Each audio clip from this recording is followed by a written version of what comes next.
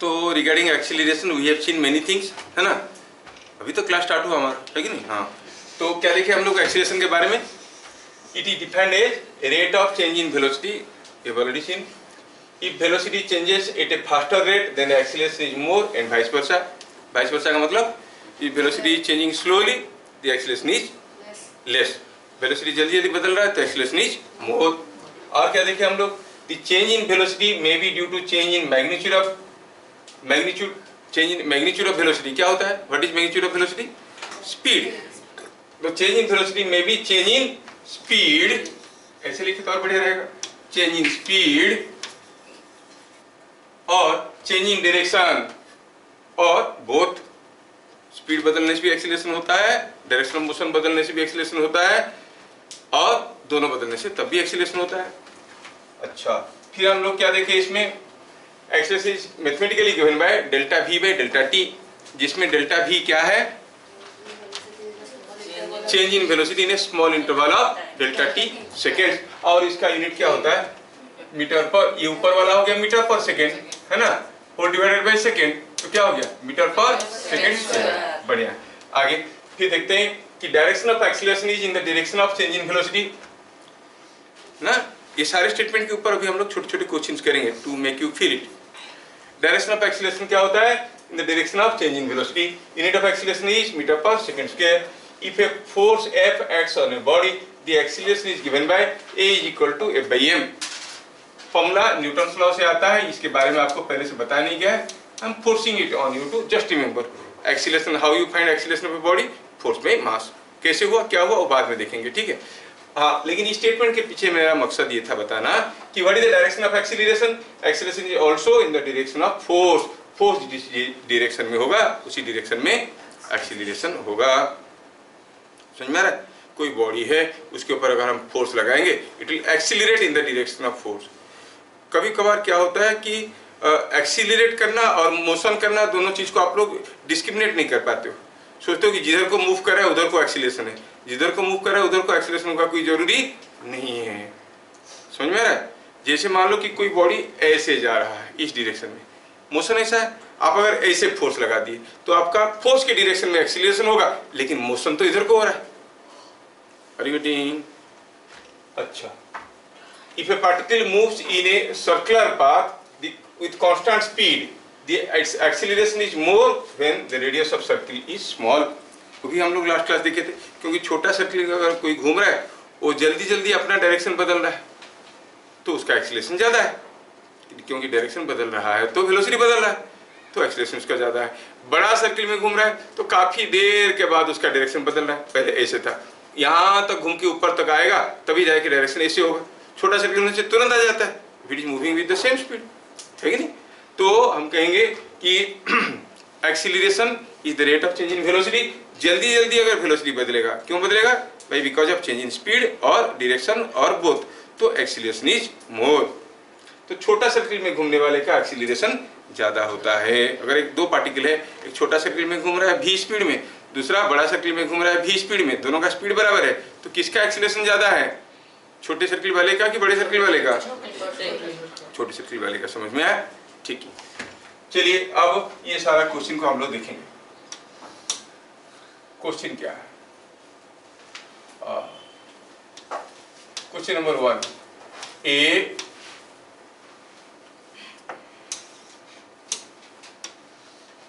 ball was dropped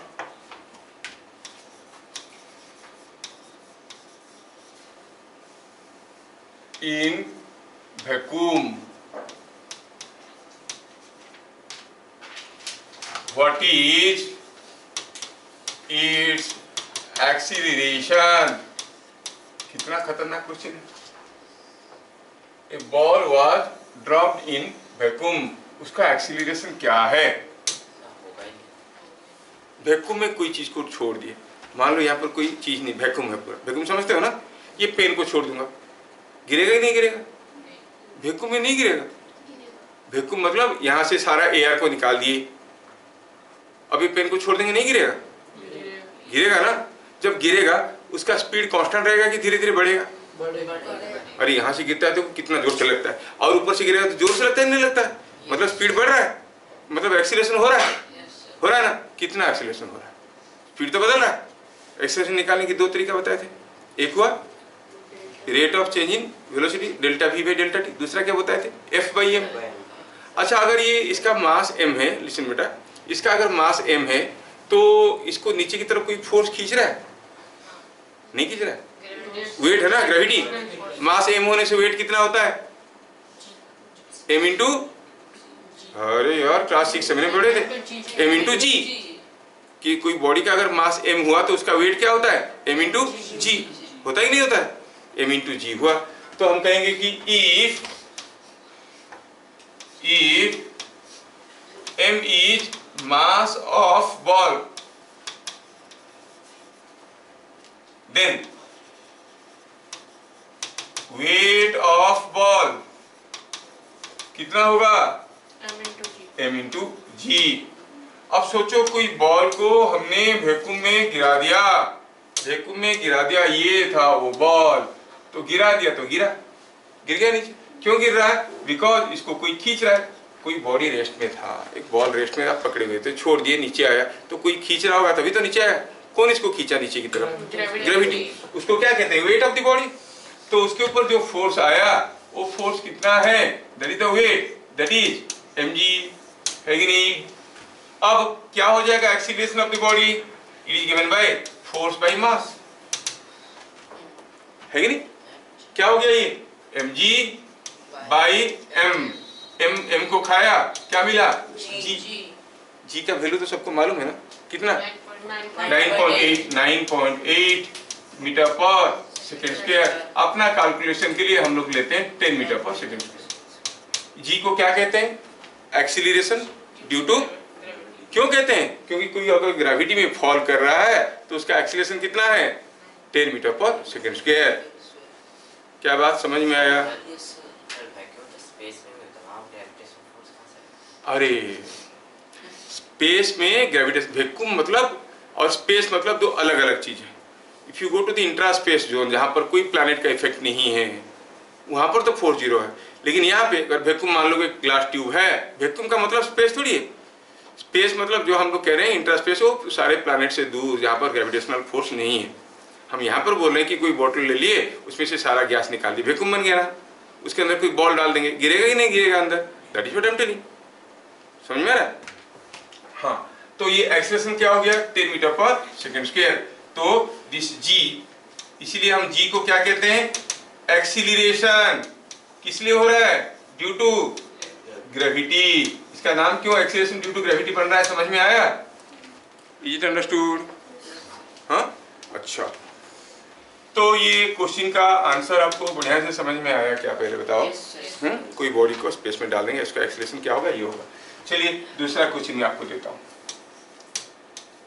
if A 2 kg mass and a 3 kg mass were dropped from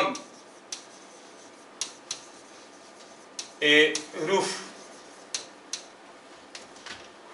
whose acceleration will be more,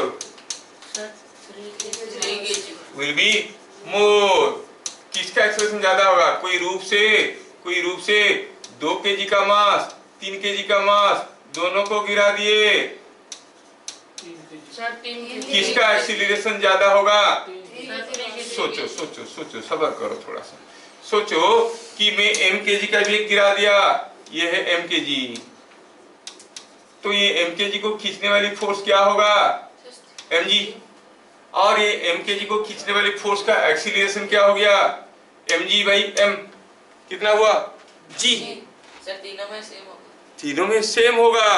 2 kg का जितना acceleration होगा, 3 kg का उतना होगा, m kg का उतना होगा। क्यों, क्योंकि फोर्स ज्यादा हुआ, फोर्स बाई मास होता है एक्सीलरेशन। तो mg बाई m किए तो एक्सीलरेशन क्या हो गया, इसके ऊपर क्या फोर्स आ रहा है, mg, मास कितना है m, mg बाई m क्या हो गया g, इसके ऊपर क्या फोर्स आएगा 3g, मास क्या है 3g by 3 g, 2g by 2,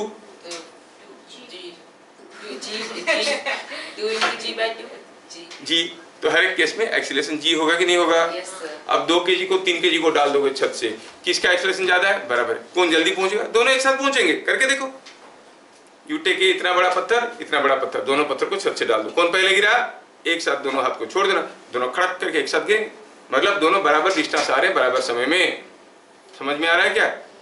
both will have same acceleration. क्या ये बात समझ में आया? तो अभी अभी थोड़ी देर पहले हम लोग देखे थे, जब कोई मास m को गिरा देते हैं, इसके बॉल का मास नहीं दिया था, उसका एक्सेलेरेशन क्या आया? एक्सेलेरेशन के अभी अच्छा ये इसका है, सॉरी इधर लिख दिया है तो इसमें थोड़ा कंफ्यूज हो रहा था। हाँ, तो बॉल को जैसे गिरा दिया, उसका एक्सेलेरेशन क्या हो गया? जी। क्या ये बॉल का मास के ऊपर डिपेंड किया? जो भी मास हो कैंसिल हो रहा है कि नहीं हो रहा? तो अभी अभी बताया वो अंदर नहीं गया, क्योंकि वो जो न्यूट्रिएंट्स है बॉडी अब्सॉर्ब नहीं कर पाया। समझ में आ रहा ना? क्या बताया हमें? कोई भी एक बॉल को डाल दिया, एक बॉल वाज ड्रॉप, बॉल का क्या मास था? दिया था क्या? दिया था। क्या हुआ एक्सीलरेशन? जी। बॉल का 2 kg होता तब भी जी, 3 kg होता तब भी जी, है कि नहीं? तो अंदर वाली चीजों को पकड़ने के लिए थोड़ा दिक्कत लग रहा है, मतलब ध्यान से सुन नहीं रहे हो। हाँ बेटा बोलो। अरे डेंसिटी के ऊपर डिपेंड करता है क्या? नहीं करता ना। हम वैक्यूम की बात क्यों बोल रहे हैं? क्योंकि जब कोई बॉडी गिर रहा है, उसके ऊपर सिर्फ फोर्स ऑफ ग्रेविटी नहीं आ रहा है, उसके अलावा अदर फोर्सेस भी आते हैं। धक्का देके एयर के साथ आता है। वैक्यूम बोले का मतलब एयर फोर्स को हम इग्नोर कर दिए। समझ में आ रहा है? डेंसिटी ज्यादा होगा तो उसका मास ज्यादा होगा। अगर सेम वॉल्यूम का है, हम लोग अभी पढ़े डेंसिटी के बारे में पढ़े नहीं है, तो अभी पढ़ेंगे तो तुम लोग थोड़ा कंफ्यूज करोगे, इसलिए नहीं बता रहे। ठीक है, खाली डेंसिटी से डिपेंड नहीं करता ना, वॉल्यूम कितना है उसके ऊपर भी डिपेंड करता है। तो जिसका ज्यादा डेंसिटी वो जल्दी गिरेगा कि जिसका कम डेंसिटी जल्दी गिरेगा?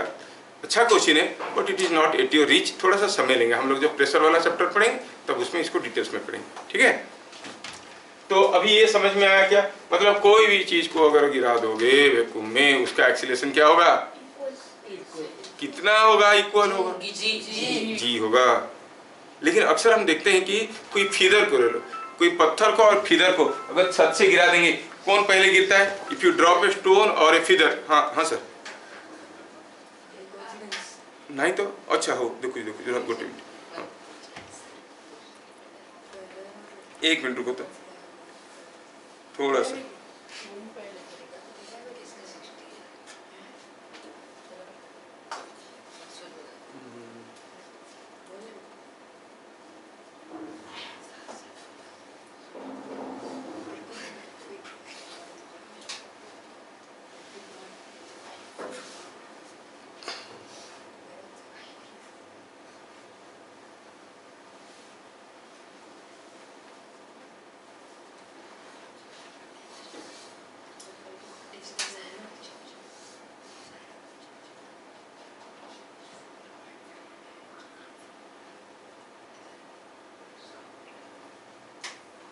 हाँ, अगर हम कहेंगे पत्थर को एक फीदर को डाल दें, फीदर समझते हो ना? कौन पहले गिरेगा? फीदर तो नहीं गिरेगा, तो फिर हम कैसे बोले सबका एक्सीलरेशन बराबर है? हाँ हेला सर, तो कैसे सबका एक्सीलरेशन बराबर है? कैन यू से लाइक दिस? नो, उसमें वैक्यूम में नहीं है, हवा में गिर रहा है तो एयर भी धक्का देता है कि नहीं देता है? इसलिए दोनों एक साथ नहीं गिरते। अगर वैक्यूम में होता तो, अगर वैक्यूम होता तो दोनों, बात समझ में आ रहा है? ये भी सर करके आ जाता है, वो भी सर करके, वो तो हवा के चलते एयर रेजिस्टेंस फोर्स पा रहा है, इसलिए स्लो हो जाता है। बात समझ में आ रहा है ना? So when you are talking about this, I am said vacuum means you have to ignore all other forces, only the force of gravity is coming into play. क्या बात समझ में आ रहा है? हाँ अच्छा, ये बात समझ में आया। तो 2 kg और 3 kg को डालेंगे, कौन जल्दी पहुंचेगा? All reach all move with same acceleration, all move with same acceleration। कब? Under gravity. ग्रेविटी के इफेक्ट से दोनों तीनों सेम एक्सीलरेशन में आएंगे। क्या बात समझ में आया? नेक्स्ट क्वेश्चन, 1 सेकंड खत्म हो गया। Number 3, A car is moving with constant speed.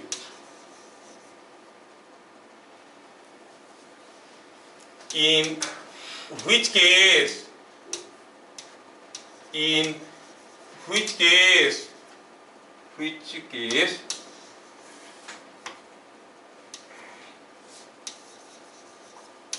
it is accelerating. Car constant speed में जा रहा है। जब वो कार कुछ ऐसा जा रहा है, ये केस ए है, जब वो कार ऐसा जा रहा है, कांस्टेंट स्पीड में जा रहा है और ऐसा जा रहा है, गंदा कार है फिर भी जा रहा है ऐसा, ठीक है, ये केस बी हुआ। या फिर ये car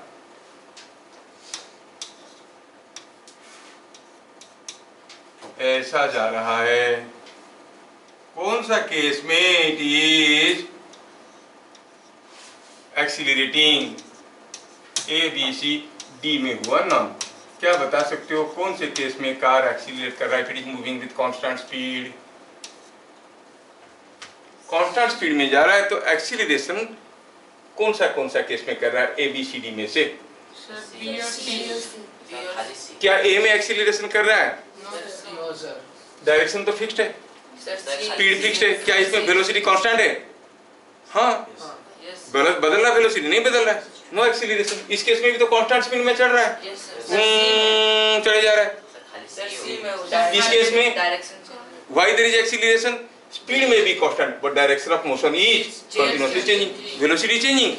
so this is the case acceleration is not zero. बाकी सारा केसेस में एक्सीलरेशन क्या हो जाएगा? जीरो। यहाँ पर एक्सीलरेशन जीरो।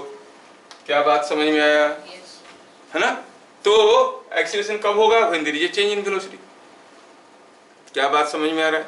अगला क्वेश्चन, क्वेश्चन नंबर 4, ठीक है। I send you the PDF of this, तुम लोग देख के इसको लिखो, वीडियो भी भेज दूंगा, थोड़ा जल्दी जल्दी करते हैं। हाँ, थोड़ा question number 4, a car is moving along the track shown with constant speed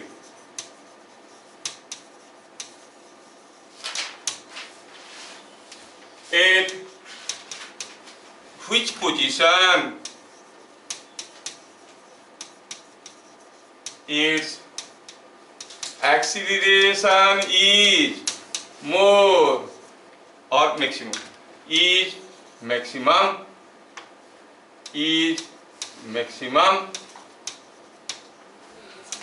at which position it is minimum। ठीक है, ऐसा करके पूछा है। कोई कार किसी के रास्ते में जा रहा है, देखो रास्ता में दिखा है, रास्ता कुछ ऐसा था,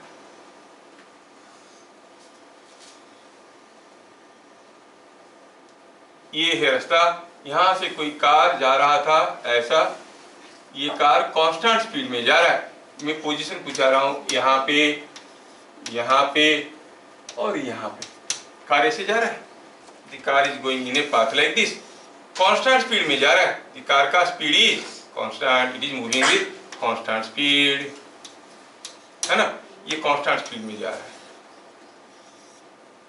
तो आप क्या कहोगे,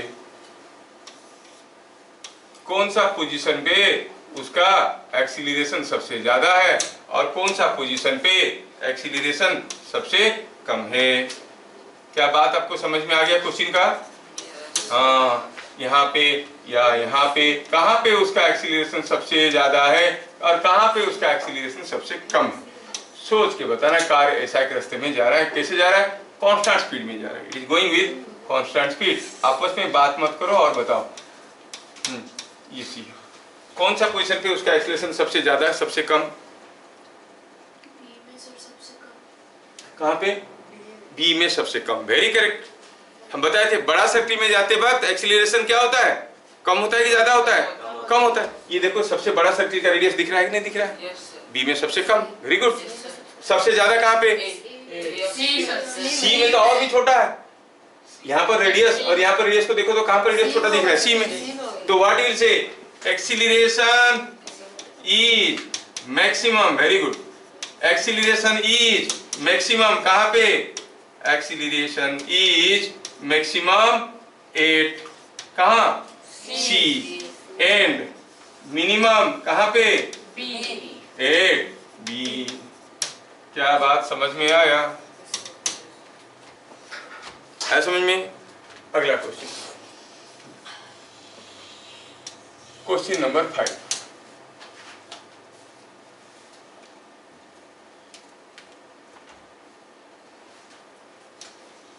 यहां से कोई एक बॉल को ऐसा फेंका गया और ऐसा गया, ऐसे आया, ठीक है। कोई पूछा है कि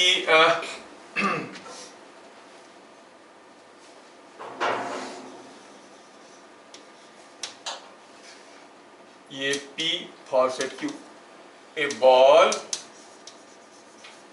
thrown from P falls at Q.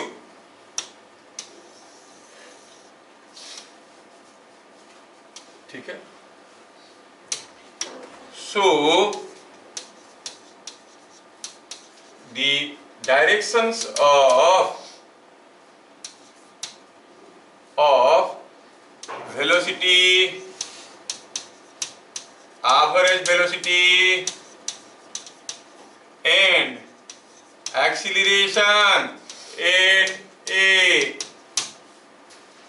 जब वो A में पहुंचा, वेलोसिटी, एवरेज वेलोसिटी, एक्सीलरेशन सब कुछ बताना है। थोड़ा स्टेटमेंट को मैं और सुंदर बनाने के लिए ऐसे रीअरेंज कर देता हूँ। सेम क्वेश्चन है, no change in data, data तो वही रहा, खाली में रीअरेंजमेंट कर देता। तो बताना है आपको कि ए पॉइंट में वेलोसिटी और एवरेज वेलोसिटी और एवरेज वेलोसिटी यहां से फेंका गया, पी से गिरा क्यू पे। पूछा जब वो ए से होते हुए जा रहा था तब उसका वेलोसिटी, एवरेज वेलोसिटी और एक्सीलरेशन बताओ, है ना। वेलोसिटी तो सबको मालूम है, वेलोसिटी कैसा होता है, in the direction of motion, कैसे होगा, ये हो गया वेलोसिटी। क्या ये सबको समझ में आया, yes sir, average velocity P to A, very good. Average velocity किस डायरेक्शन में होगा, it will be in the direction of total displacement. मतलब यहाँ पे जो एवरेज वेलोसिटी होने वाला है वो कुछ ऐसे होगा, होगा कि नहीं होगा, this is the direction of average velocity, है कि नहीं। बाकी रहेगा एक्सीलरेशन। एक्सीलरेशन क्यों होता है, यू तो या तो आपको कि it is in the direction of change in velocity, clear करें, either you say it is in the direction of changing velocity or in the direction of force। जब वो इधर से जा रहा था मेरे भाई, उसका जो आपका फोर्स था, इसके ऊपर क्या फोर्स आ रहा था, कैसे आ रहा था, नीचे की तरफ। मतलब एक्सीलरेशन कैसे था, the acceleration was downwards। क्या बात आपको समझ में आ रहा है, this is the direction of acceleration. ये एवरेज वेलोसिटी है, ये वेलोसिटी है और ये एक्सीलरेशन है। क्या बात समझ में आ रहा है, यस सर, सबको समझ में आया, यस सर। ठीक है। अगला क्वेश्चन, क्वेश्चन नंबर 6। ऐसा करके कोई चीज को फेंका गया और ऐसे आके वो गिरा। दिया है कि ये हाइट है, ये हाइट है समथिंग लाइक से 4 मीटर और ये हाइट है, ये दिया है समथिंग लाइक 6 मीटर और दिया है कि ये यहाँ पे the height is something like 2 metre. इतना क्यों करें, चलो इसको थोड़ा मिटा देते हैं। हाँ मिटा देते। मैं आपको कुछ पोजीशन देता हूँ। ये हो गया पोजीशन P, ये पोजीशन हो गया Q, ये पोजीशन हो गया R, ये हो गया S और ये हो गया T। ठीक है, question is understood. Now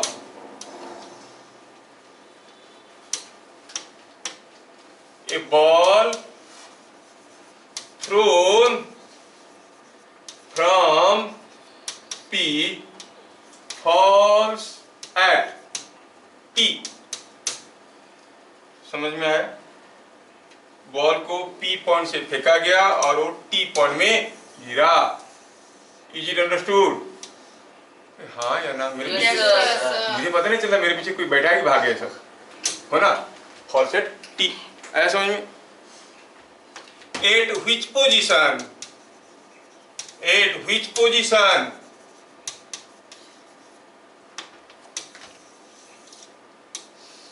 Its acceleration is perpendicular to the velocity। कौन सा पोजीशन में एक्सीलरेशन वेलोसिटी को परपेंडिकुलर है? पी में, क्यू में, आर में, एस में, टी में? सर आर में सर आर में सर आर में सर आर में सर। शुभम क्या बोला देखते हैं, कौन सा पोजीशन में वेलोसिटी और एक्सीलरेशन आपस में परपेंडिकुलर है? चलो देखते हैं। तो यहाँ पर आप कहोगे कि जस्ट यहाँ पे उसका वेलोसिटी ऐसा था कि नहीं, और एक्सीलरेशन कैसा था? सर नीचे ये क्या ये दोनों परपेंडिकुलर है? नहीं है। ये वेलोसिटी है, ये एक्सीलरेशन। कहाँ पर दोनों परपेंडिकुलर है? यहाँ पर वेलोसिटी ऐसा है और एक्सीलरेशन ऐसा है कि नहीं? तो यू से यहाँ पर velocity and acceleration are perpendicular. तो आंसर हो गया आर। क्या बात समझ में आ रहा है? मतलब डायरेक्शन के बारे में क्लैरिटी आ रहा है ना? अच्छा बढ़िया। अब मैग्नीट्यूड के बारे में भी देखेंगे। Question number 7।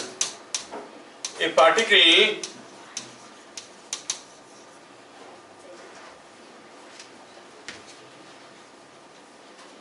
moves following motions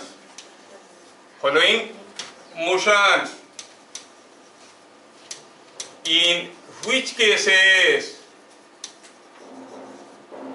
its acceleration is constant।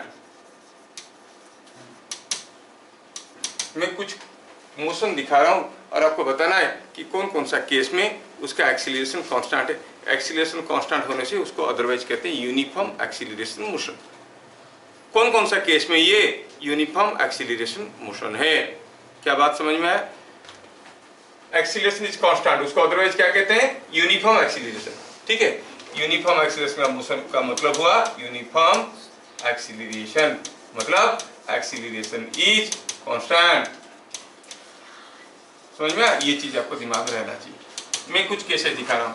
यहाँ से कोई एक बॉल को ऐसे मैंने फेंक दिया, गया ऊपर बॉल, आया नीचे। दूसरा, यहाँ से छत से कोई एक बॉल को ऐसे फेंक दिया, ये बॉल गया गिरा ऐसे। तीसरा केस में कोई बॉल को यहाँ से फेंक दिया और गया ऐसे और गिरा ऐसे। Are you getting? चौथा केस में कोई एक स्प्रिंग लगा है किसी एक ब्लॉक के साथ।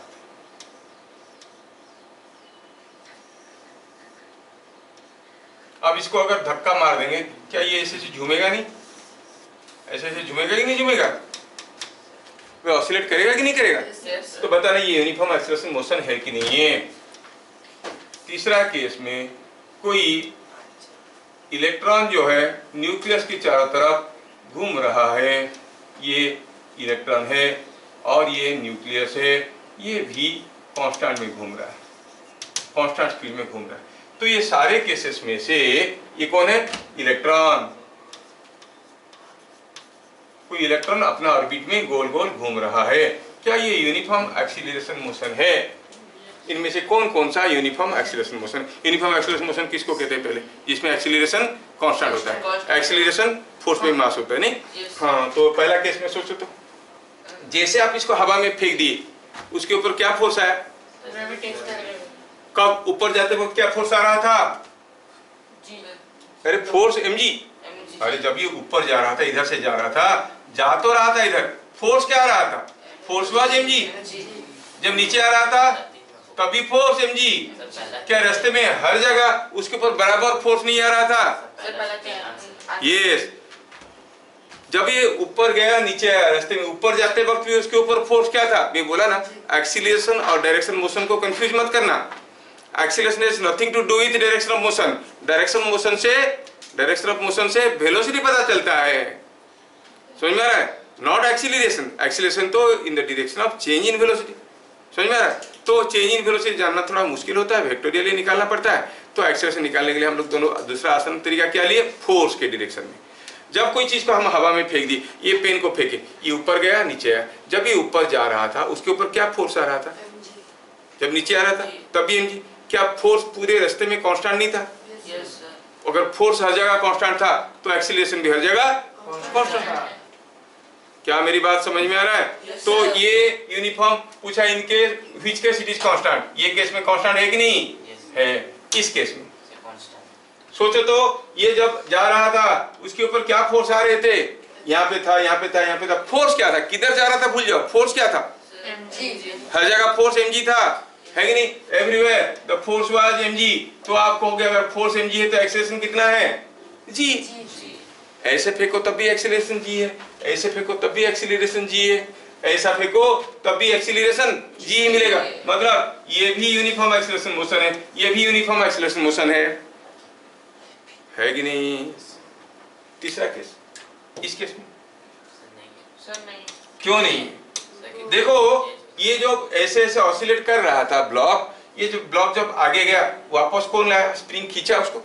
यस सर जब वो इधर आ गया, स्प्रिंग ढकेल दिया उसका, तो इसका क्या फोर्स का डायरेक्शन नहीं बदल रहा है? कभी खींच रहा है तो कभी पुश कर रहा है। यस सर तो क्या फोर्स इसके ऊपर कांस्टेंट है? फोर्स इज ए वेक्टर, उसका डायरेक्शन बदल रहा है तो वेक्टर बदल गया मतलब फोर्स बदल गया।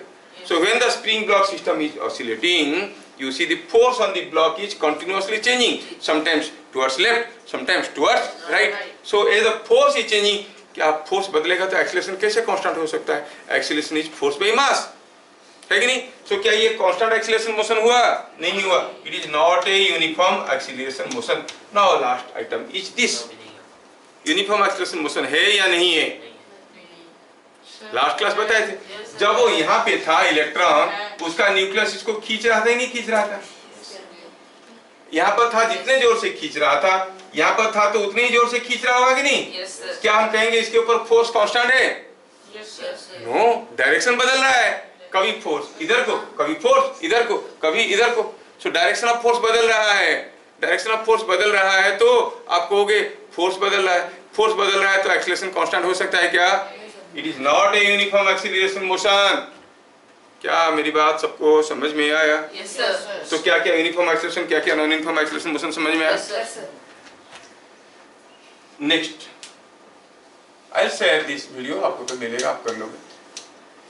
पॉइंट नंबर 8 में अब what is correct?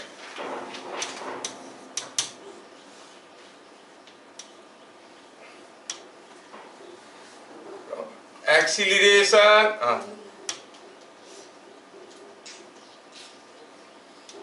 acceleration is due to change in velocity.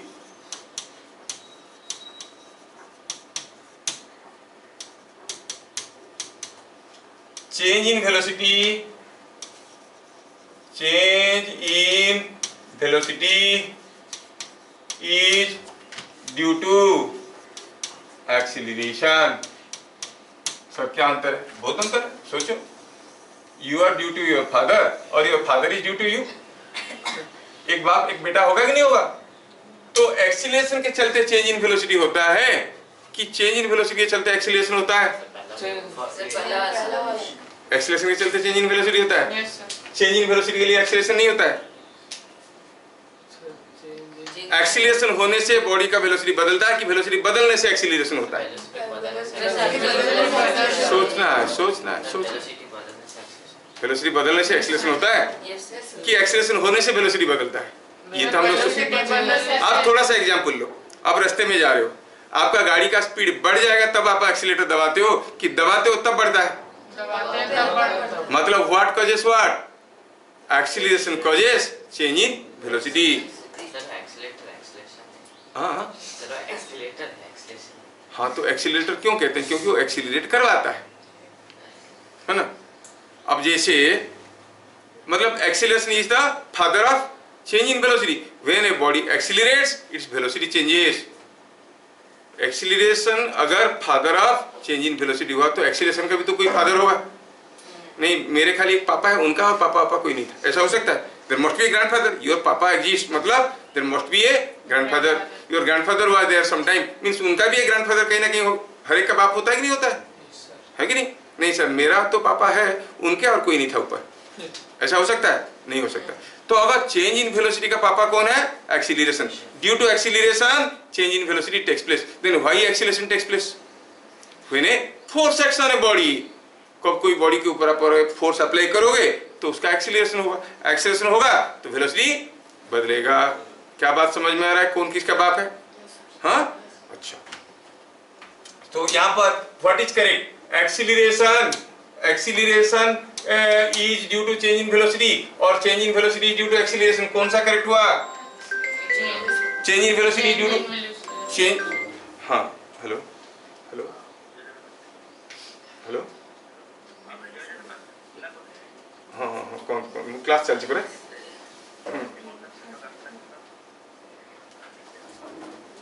हो टाइम ही गलानी। हाँ, ही 9टा 45 कर जीव 80 मिनट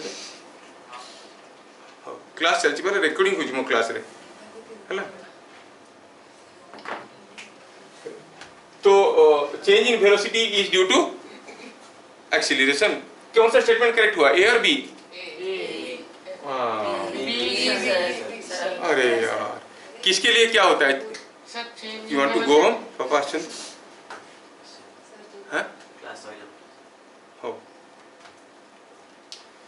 तो change in velocity is due to acceleration की acceleration due to change in velocity? कौन सा हुआ? एक्सीलरेशन। सो करेक्ट स्टेटमेंट हुआ बी, है ना। Next question number 9। For a particle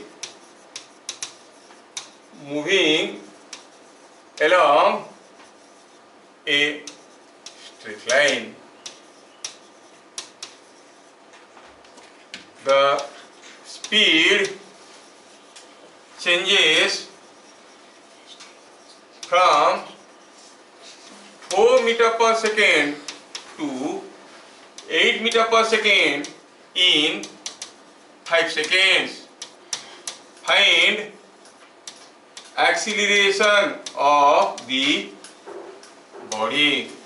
क्या हम बता सकते हैं ये क्वेश्चन?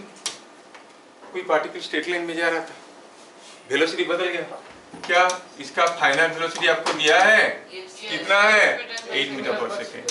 और क्या है उसका इनिशियल वेलोसिटी? कितना? 4 मीटर पर सेकेंड। और कितना समय लिया है वेलोसिटी को बदलने के लिए? 5 सेकेंड। क्या हम एक्सीलरेशन निकाल सकते हैं? 8 माइनस 4 बाई 5 इज 0.8। यूनिट क्या होगा? Metre per second square. देख लो, ऐसा चीज को तुम लोग खुद कर लेते हो नहीं। और इसको लेके हम लोग आगे बढ़ेंगे अगले class, but come prepared with the acceleration and everything. ठीक है, फिर मिलेंगे अगले क्लास, तब तक के लिए जय हिंद।